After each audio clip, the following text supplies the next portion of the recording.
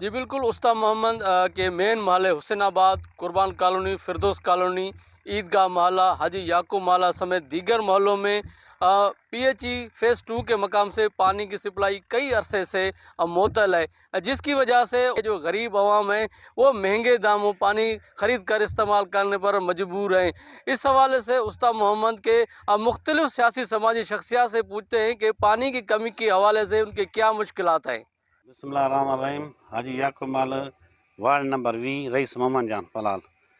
अर्ज़ ईअं आहे त हिते कोताही आहे सिर्फ़ु पीएचई वारनि जी। अगरि तलाउ में पाणी न आहे त बयानो आहे, अगरि तलाउ में पाणी आहे त पीएचई वारनि जा जेका बि 15 मुंहिंजे ख़्याल में 16 माण्हू आहिनि हिते, त उहो कमु करण खां कोई बि तयारु न आहे।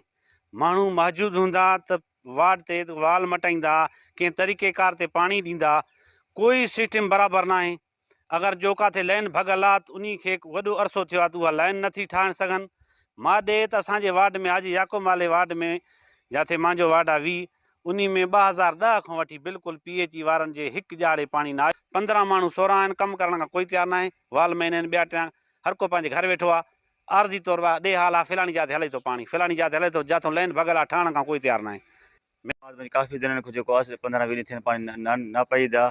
जेको हुसैनाबाद त गरीब तबिको मज़दूर तबिको रहे थो, पाणी जेको आहे बहा ते वठी करे पाण गुज़र सफ़र कनि था। तमामु मज़दूर माण्हू आहिनि।